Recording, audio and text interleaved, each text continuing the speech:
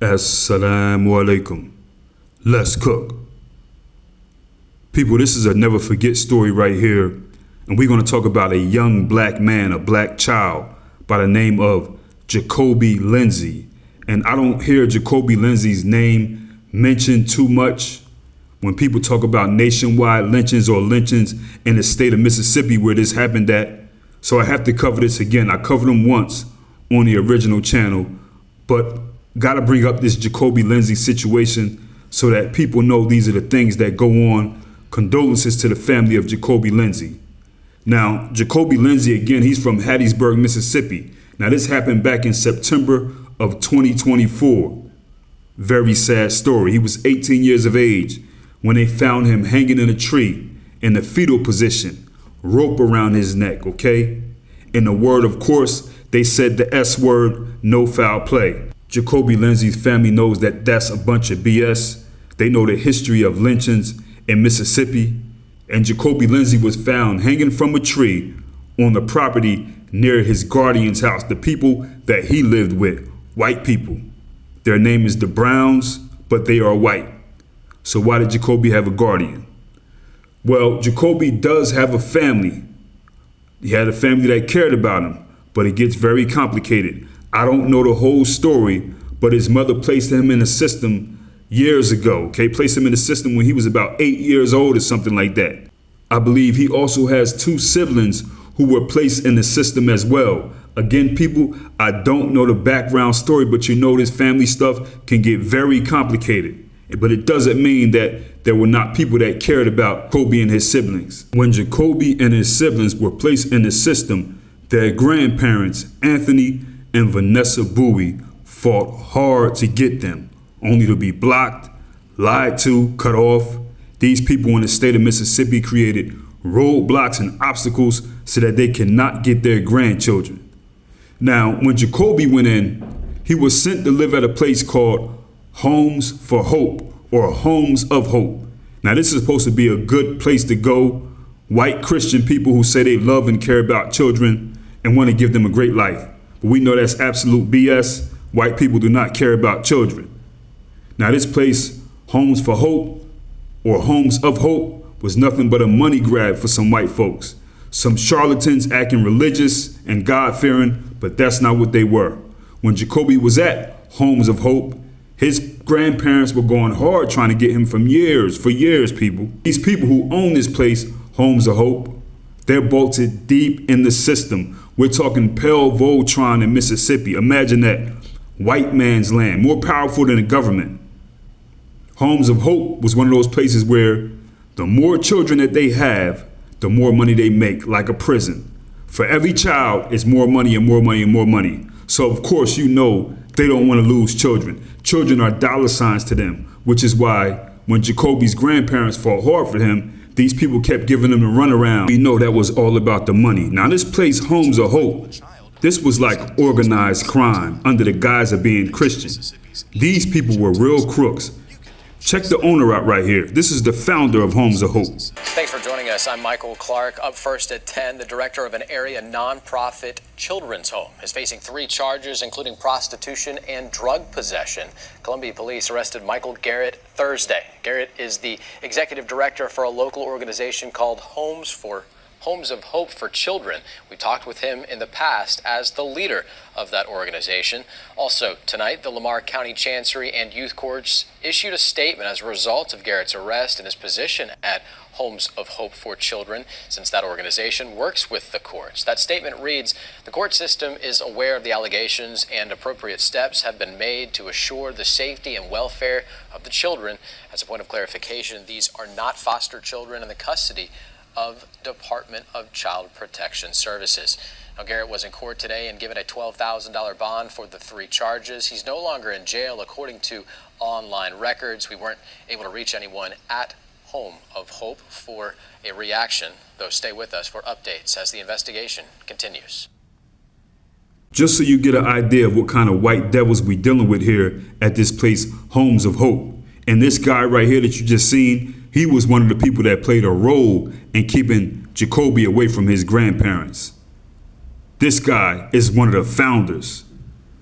Sex deviant, drug addict, junkie, white supremacist, all that. Disgusting. See, this place, Homes of Hope, claims that they embrace grandparents, but they only say that because there's usually no grandparents that are challenging them. Jacobe really had grandparents who cared about him. So these white folks aren't used to that. So of course, you could imagine the obstacles and the response that they gave these black grandparents who were trying to get their black grandson, which would mean less money for them. Okay? They used to having their way. Now here's where this gets even nastier. Jacobe's house parents at this Homes of Hope place were called the Browns, okay? You know, it's one of them places where they have houses on a compound and all the children, they have like a house parent, whatever, and these house parents are like a couple who actually lived there, but they worked there. They were named the Browns. Now the Browns people, they were fired from Homes of Hope. Homes of Hope got rid of them for some inappropriate sexual things that they were doing with the children, allegedly. Okay? Now, when these people were fired or where Homes of Hope got rid of them for some reason, allegedly, they were able to apply for guardianship for Jacobe. Okay? How were they able to do that? I don't know. You know these people are deep in the courts, y'all.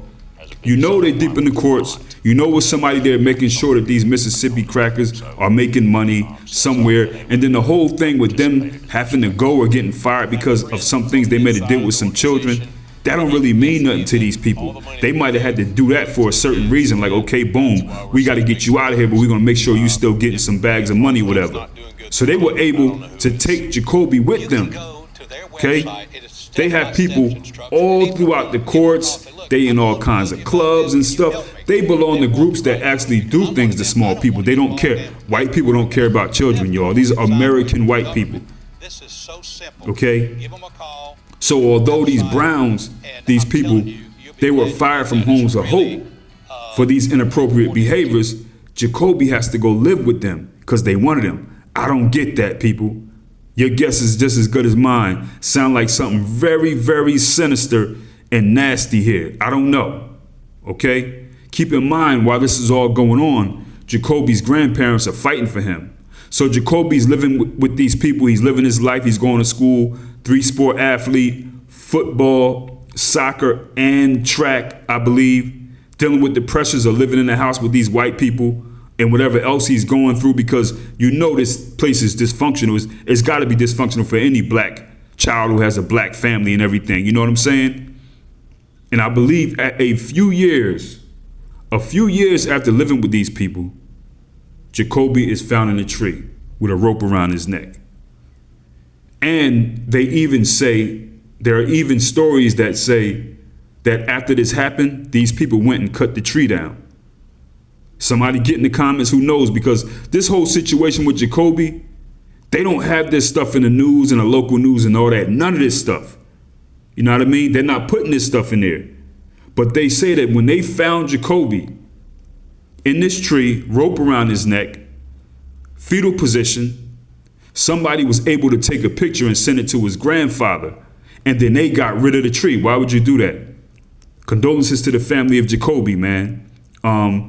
His people set up a page. I don't know if it's still up. It was up when I originally covered this story.